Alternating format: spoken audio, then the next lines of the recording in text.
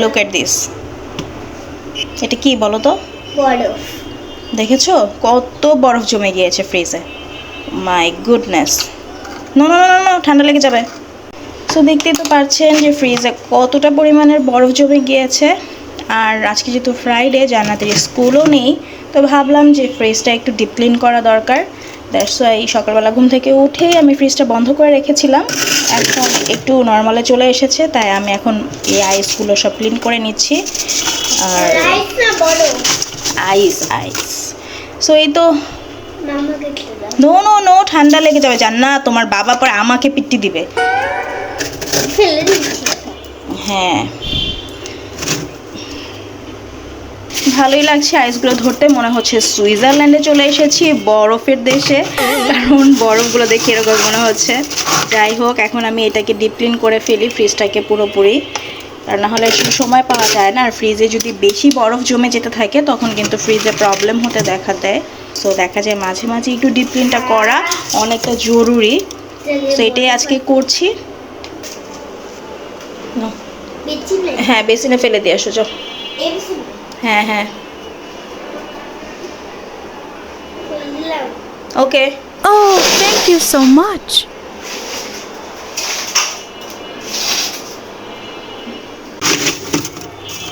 আর fridge যখন clean করবেন, বিশেষ করে ডিপ ফ্রিজটা, তখন কিন্তু এই যে স্প্যাচুলার মতো যে একটা জিনিস দিয়ে দেয়, এটা দিয়ে কিন্তু ক্লিন করতে হবে।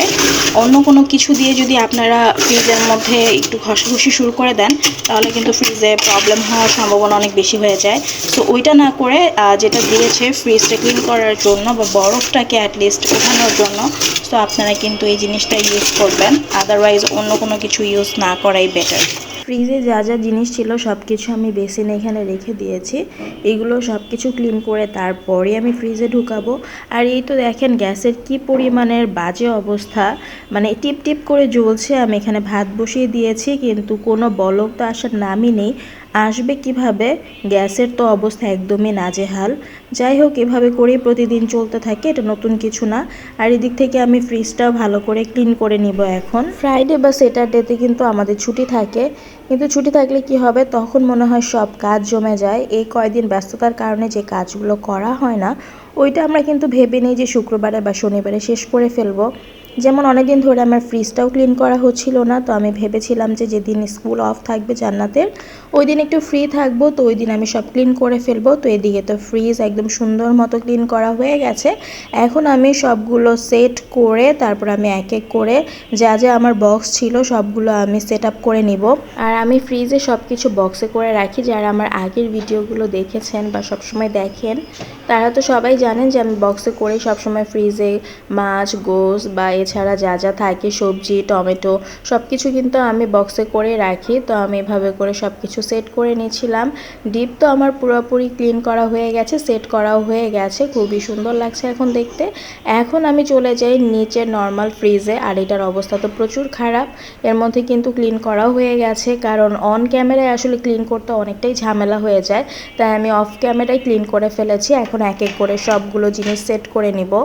ডিমগুলোও কিন্তু এখন আমি সুন্দর করে রেখে দিব। আর ডিমটা কিন্তু সবসময় দোকান থেকে আনার পরে আমি ডিমটা ভালো মতো পানি দিয়ে ওয়াশ করে, পানিটা ঝরে যাওয়ার পরে তারপরে আমি ফ্রিজে রাখি। এতে করে ডিমের মধ্যে যে জীবাণুগুলো থাকে সেগুলো কিন্তু ক্লিন হয়ে যায়। আপনি যদি ওই জার্মস সহ ফ্রিজে রাখেন, তাহলে ফ্রিজের অন্যান্য যে খাবারগুলো আছে সেগুলোর মধ্যেও কিন্তু ওই ব্যাকটেরিয়াগুলো অ্যাটাক করবে। তাই যতটুকু পারবেন আপনারা ক্লিন করে তারপর ডিমটা রাখার চেষ্টা করবেন। বা যখন চিকেন বা ফিশ আনবে, তখনও ব্লাড সহ কখনোই রাখবেন না, এতে করে কিন্তু প্রচুর পরিমাণে ব্যাকটেরিয়া ফ্রিজে অ্যাটাক করে। আর এটা কিন্তু হেলথের জন্য অনেক বেশি খারাপ। তো ফ্রিজ তো এর মধ্যে আমার ক্লিন করা হয়ে গেছে, খুবই নিট অ্যান্ড ক্লিন লাগছে, সুন্দর লাগছে। এখন চলে যাই আরও অন্যান্য কাজে। কাপড় অনেকগুলো ধোয়া হয়েছিল, তো ওগুলো যেহেতু শুকিয়ে গেছে, তো ওগুলো এখন ভাঁজ করে সুন্দর করে সেট করে রেখে দিব। আর আমার সাথে কিন্তু আমার জান বাচ্চা আমাকে অনেক হেল্প করছিল। ও এখন ট্রাই করে যে কাপড় কিভাবে ভাঁজ করতে হয় সেটা যেন আমি ওকে শিখিয়ে দেই। তো আমি যখন কাপড়গুলো গুছাই বা ভাঁজ করি, তখন আমি ওকে দেখিয়ে দেই যে এভাবে এভাবে করে ভাঁজ করো। তো দেখলাম যে ও খুব সুন্দরভাবে ট্রাই করে।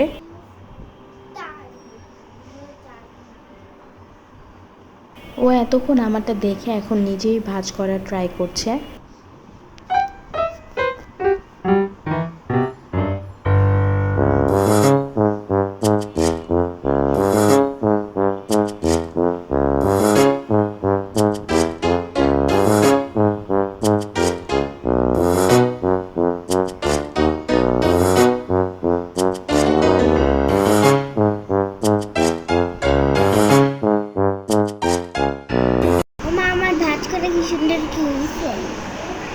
জি আমার ভাজ করে সুন্দর খেয়েছে। হ্যাঁ, অনেক গুড হয়েছে। থ্যাংক ইউ সো মাচ যে তুমি আমাকে হেল্প করেছো। এবং আপনারা দেখতেই পারছেন আমার জান বাচ্চা কত সুন্দর করে সব কিছু ভাজ করে নিয়েছে। Well done. সো আমাদের কাপড় টাপড় গোছানো হয়ে যাওয়ার পরে কিন্তু আমরা রুমও গুছিয়ে ফেলেছি। আর আজকে যেহেতু ফ্রাইডে, তাই ভাবলাম যে সবগুলো রুম একদম সুন্দর মতো নিট অ্যান্ড ক্লিন করে গুছিয়ে ফেলি। সো সেটাই করেছি, কারণ অন্যান্য সময় আসলে ওরকমভাবে টাইম পাওয়া যায় না। জান্নাতকে নিয়ে স্কুলে যেতে হয়, আসার পরে আসলে ওই সময়টা আর থাকে না। আর সন্ধ্যার সময় তো এসব কাজ করাও যায় না। আর বারান্দা দিয়ে এত সুন্দর বাতাস আসছিল যে বলার মতো না। তো এদিক দিয়ে তো আমি সব গুছাচ্ছিলাম, আর জান্নাতের বাবা কিন্তু নামাজে চলে গিয়েছিল যেহেতু ফ্রাইডে ছিল। তো এর জন্য তো জান্নাত আর আমি এখন সব কিছু গুছিয়ে তারপর আমরা শাওয়ার নিতে যাব, এটাই ভাবছিলাম। ঘর ছোট বা বড় এটা কিন্তু কোনো কথা না, ঘরটাকে আপনি কিভাবে করে আপনার মতো করে গুছিয়ে রাখছেন সেটা হচ্ছে সব থেকে বড় কথা। অনেক টাইমে অনেক বড় বাসায় গেলেও কিন্তু আপনি শান্তি পাবেন না, কারণ সেটা গোছানো না থাকলে আপনার ভালো লাগবে না। আবার অনেক টাইমে অনেক ছোট বাসাও কিন্তু অনেক তৃপ্তি দেয়, কারণ সেটা গোছানো থাকে। আর এদিক দিয়ে কিন্তু জান্নাতের বাবাও নামাজ শেষ করে চলে এসেছে। জান্নাত আর আমিও শাওয়ার নিয়ে ফ্রেশ হয়ে গিয়েছি, এখন আমরা লাঞ্চ করতে বসে পড়লাম। তো ফ্রাইডে স্পেশাল ওরকম আজকে কোনো কিছুই করিনি, সাদা ভাত ছিল, তার সাথে কিন্তু নাগামরিচ নিয়ে নিয়েছি, কারণ হঠাৎ করে ইচ্ছা করলো নাগামরিচ দিয়ে ভাত খাই। যদিও এতটা ঝাল খাওয়া আমার সম্ভব হয় না, তো নাগামরিচের স্মেলটা কিন্তু আমার কাছে বেশ ভালো লাগে। লাঞ্চ মেনুটা একটু বলে দিই, চিচিঙ্গা ভাজি, তার সাথে শুটকির তরকারি, আর ছিল পটল দিয়ে ইলিশ মাছের তরকারি। আমার আশেপাশে যে ব্যাকগ্রাউন্ড সাউন্ডটা শুনতে পান ব্যাপু, সেটা একটু ইগনোর করবেন, কারণ হচ্ছে আমার বাসার নিচে প্রচুর পরিমাণে অটো রিকশা যায়, যার কারণে আসলে ভয়েস ওভার দিতে গেলে আমার একটু প্রবলেম হয়ে যায়। আর মাশাল্লাহ আমার জান বাচ্চা ঘুমাচ্ছিল। ও যখনই ওকে আমি দুপুরবেলা শোয়াই ও বলবে ও ঘুমাবে না, তো আমি ওকে বলি তোমার ঘুমাতে হবে না, তুমি এরকমভাবে তাকিয়ে থাকো, জাস্ট একটু শুয়ে রেস্ট নাও। তারপরে একটু পরে তাকিয়ে দেখি সে গভীর ঘুমে আছে। প্রতিদিনই তার এরকমই চলে।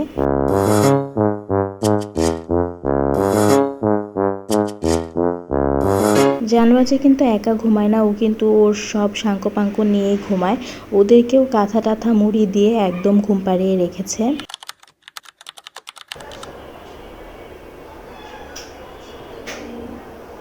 আপনাদের কাছে কোন সময়টা ভালো লাগে? আমার কাছে তো সন্ধ্যার সময় যে স্তব্ধ এই সময়টাই সব থেকে বেশি ভালো লাগে। আর পেটের মধ্যে গুটুর মুটুর করতে থাকে যে কি খাবো কি খাবো। আমি অবশ্য সন্ধ্যায় যতক্ষণ নাস্তা না করতে পারি আমার মাথা একদমই গরম থাকে। আজকে সন্ধ্যা নাস্তা ছিল গরম গরম পুরি, ডাল, তার সাথে জিলাপি। এই কম্বিনেশনটা যে আমার কি পরিমাণে ভালো লাগে জান বাচ্চাও খুব বেশি পছন্দ করে। আর মজার ব্যাপার হচ্ছে যখনই সন্ধ্যায় আমার মাথা গরম থাকে, জান্নাতের বাবা জান্নাতকে বলে তোমার মাম্মিকে এখন তাড়াতাড়ি কিছু এনে খাওয়াতে হবে, না হলে ওর মাথা ঠিক হবে না, ক্ষুধায় ওর মাথা গরম হয়ে গেছে। আর পুরি থাকবে, তার সাথে চা দিয়ে আমি ডুবিয়ে ডুবিয়ে পুরি খাবো না তা তো ইম্পসিবল। সো চাও বানিয়ে নিয়ে আসলাম, এখন চা দিয়ে ডুবিয়ে ডুবিয়ে পুরি খাবো। এই জিনিসটা যে কী পরিমাণে মজা লাগে আমার। সো পেট তো শান্তি, এখন লেগে যায় কাজে। সো এই তো জান্নাতের বাবা আবার অনেক সুন্দর সুন্দর মাছ নিয়ে আসলো। মাছগুলো কী টাইপের মাছ আমি আপনাদেরকে এখনই দেখাচ্ছি। এই যে ট্যাংরা মাছ কাটতে তো অত একটা সমস্যা হয় না, অনেক ইজি ট্যাংরা মাছ কাটা। বাট আরেকটা যেটা মাছ এনেছে ওটার কথা আর কী বলবো, এটা হচ্ছে এই যে দেখুন গুড়া মাছ, তাও আবার 5 মিশালি গুড়া মাছ, এক একটা এক এক ধাসের, এক একটা এক এক রকম করে কাটতে হবে। অনেক দিন ধরে বুটের ডাল দিয়ে মিক্সড সবজি খেতে ইচ্ছা করছিল। বুটের ডাল দিয়ে এভাবে অনেক ধরনের সবজি দিয়ে রান্না করলে এত মজা হয়, ট্রাস্ট মি, আপনারা ট্রাই করে দেখতে পারেন, অনেক ভালো লাগে। সেই সাথে জান্নাতের বাবার পছন্দের মাছ তো রান্না করতেই হবে, ট্যাংরা মাছ রান্না করছিলাম, আর সেই সাথে ওর মোস্ট ফেভারিট গুড়া মাছও রান্না করা হয়ে গেছে। তো এক এক করে সব রান্না করে ফেলেছি। আসলে হাজব্যান্ড যেটা পছন্দ করে সেটা কিন্তু বানিয়ে খাওয়াতে অনেক ভালো লাগে, আর এতে করে কিন্তু হাজব্যান্ডের ভালোবাসাটাও অনেক বেশি বেড়ে যায়, তাই না? আর এখানে দেখুন আমার জান বাচ্চা ও লেবু শরবত খাচ্ছে। তো ও তো লেবু শরবতটা খুব বেশি পছন্দ করে, এই জন্য আমার কাছেও ভালো লাগে, কারণ বাচ্চারা তো এমনিতেই এইসব টাইপের জিনিস খেতে চায় না। তো গরমের মধ্যে তো বেশি বেশি করে যদি একটু লেবু শরবত বা একটু অর্গানিক কিছু জুস খাওয়া যায় তাহলে কিন্তু অনেক বেটার। আর এখানে আমি আবার একটু সেমাই রান্না করেছিলাম, তো ভাবলাম যে সেমাইটা একটু খেয়ে নেই। তো সেমাই খেতে খেতে আজকে আপনাদের কাছ থেকে বিদায় নিয়ে নিব। সবাই ভালো থাকবেন, সুস্থ থাকবেন। আজকের ভিডিওতে আমি এখান থেকে বিদায় নিয়ে নিচ্ছি। আর আপনাদের পরিবারের সাথে অবশ্যই সুন্দর সময় কাটাবেন সবাই। যারা ফেসবুক থেকে দেখছেন অবশ্যই ফলো দিবেন, লাইক কমেন্ট শেয়ার করবেন। আর যারা ইউটিউব থেকে দেখছেন, অনেকে আছে ইউটিউব থেকে দেখে কিন্তু সাবস্ক্রাইব করেন না, তারা অবশ্যই সাবস্ক্রাইব করে দিবেন। আল্লাহ হাফেজ।